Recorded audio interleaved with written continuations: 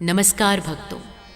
देवताओं के साथ साथ कुछ ऐसे दानव भी हुए जो कि चर्चा में बने रहे। उन्हीं में से एक हैं रावण, जो कि पैदा तो हुए ब्राह्मण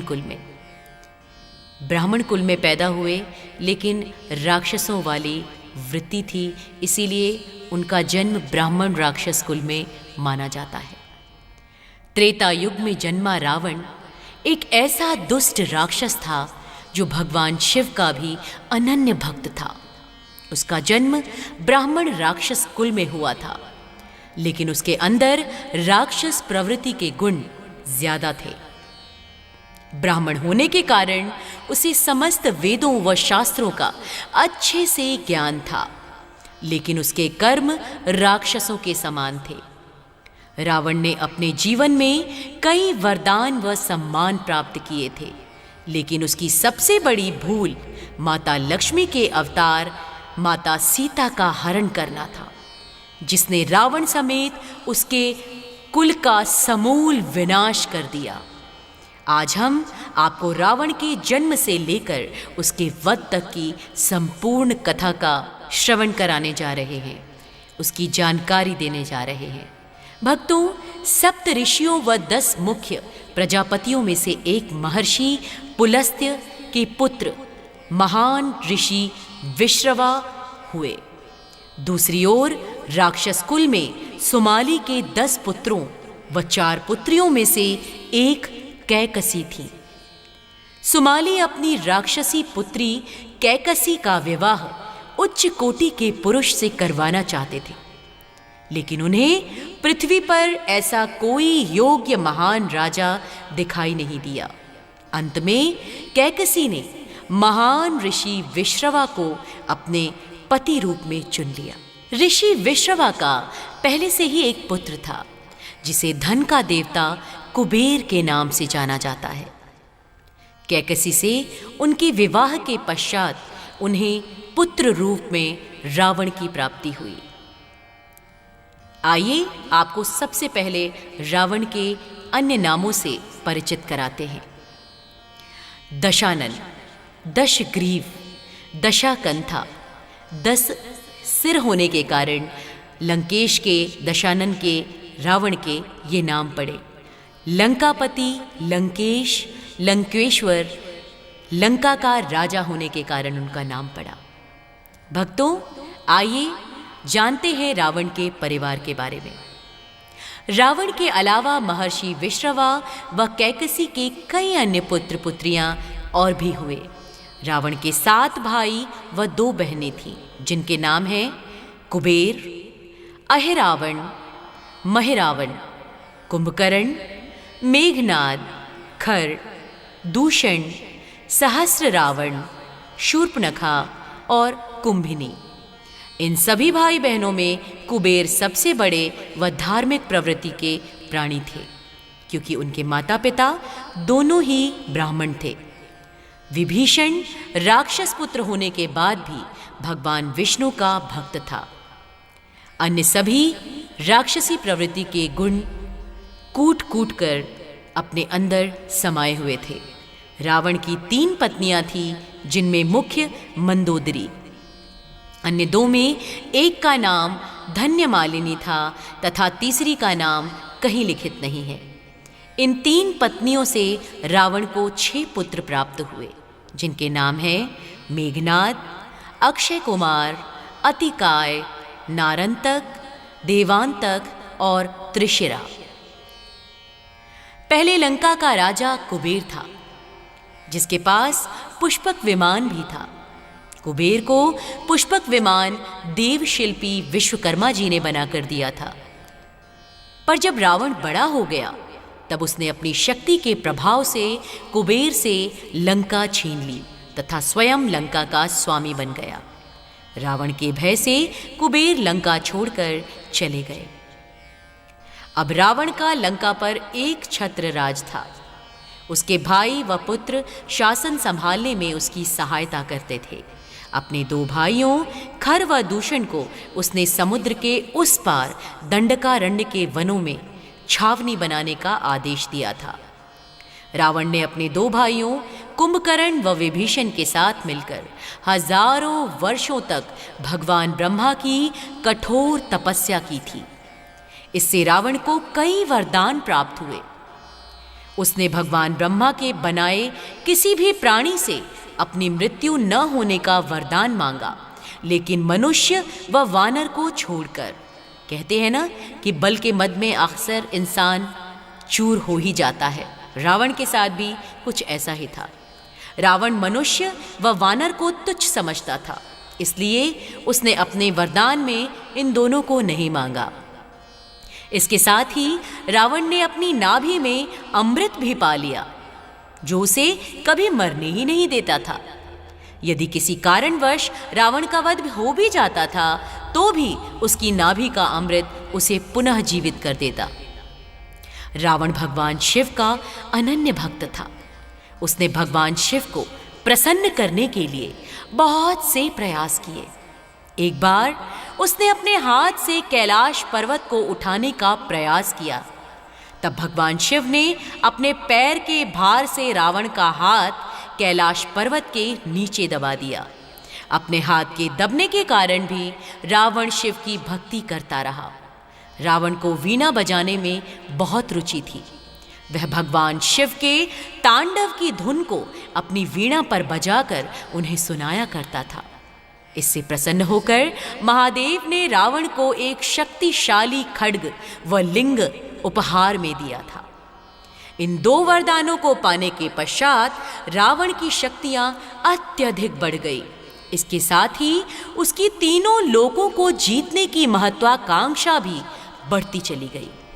उसने पाताल लोक को जीतने के लिए अपनी बहन शूर्पणखा के पति विद्युज्जिह्व को मार डाला।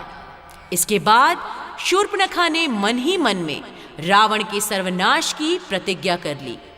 रावण ने पाताल लोक पर अधिकार कर वहां का राजा अपने भाई अहिरावण को बना दिया। पृथ्वीलोक के कई राजाओं को भी उसने परास्त कर दिया। उसके पुत्र मेघनाद ने देवराज इंद्र को परास्त कर बंदी बना लिया तथा उसका वध करने वाला था। तब भगवान ब्रह्मा ने आकर इंद्र के प्राणों की रक्षा की। भक्तों, सभी ग्रह व नक्षत्र रावण के नाम से भय खाते थे। उसने अपनी ही पुत्रवधू रंभा के साथ दुराचार किया था, जिस कारण उसे अपने भतीजे नल कुबेर से श्राप मिला कि वह किसी भी पराई स्त्री को उसकी इच्छा के विरुद्ध दुष्कर्म करने का प्रयास करेगा तो वह जलकर भस्म हो जाएगा। यही कारण था कि रावण ने सीता मैया को छुआ तक नहीं। रावण अपने राज सिंहासन पर अपने पैरों के नीचे शनिदेव को रखता था तथा उसके महल में सभी नवग्रह नक्षत्र इत्यादि दास रूप में रहते थे।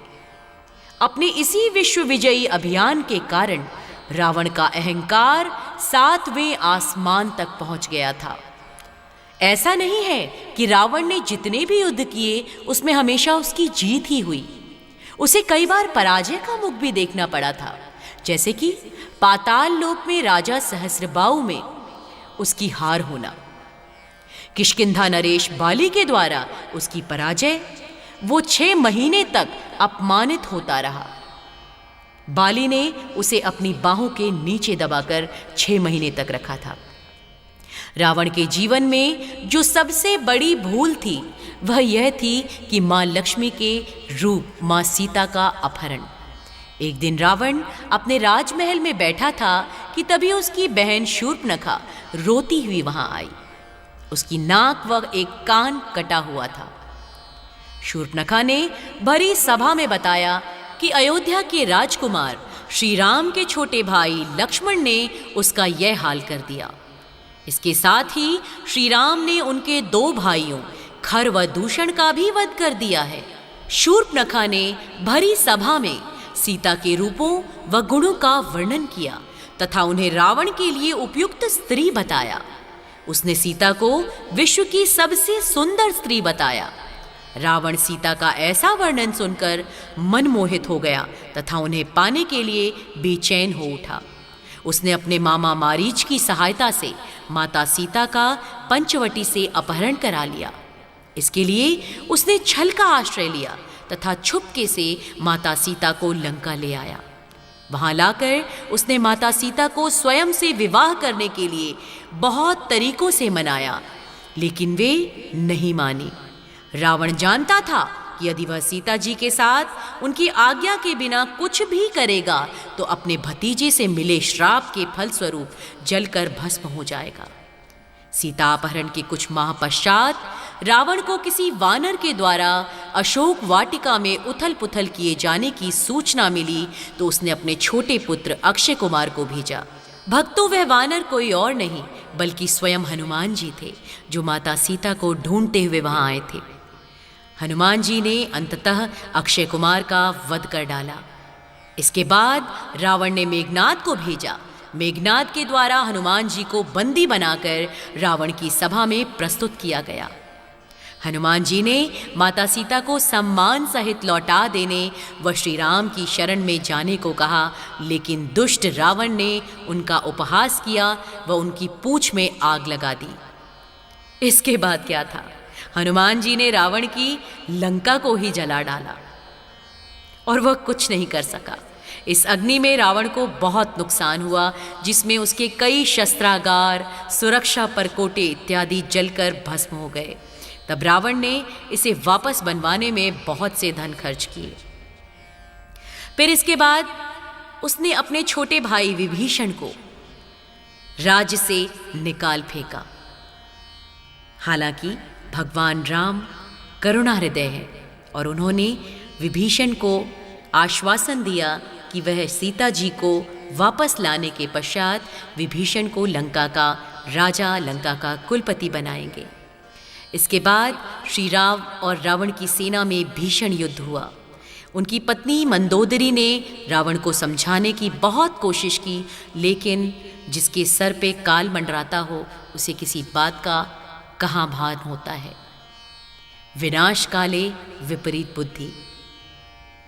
फिर वानरों की, सुग्रीव की और भालू की, इन सभी दलों की सहायता से राम सेतु का निर्माण किया गया और लंका प्रस्थान किया गया। इसके बाद रावण और श्री राम के बीच बहुत समय तक युद्ध चलता रहा।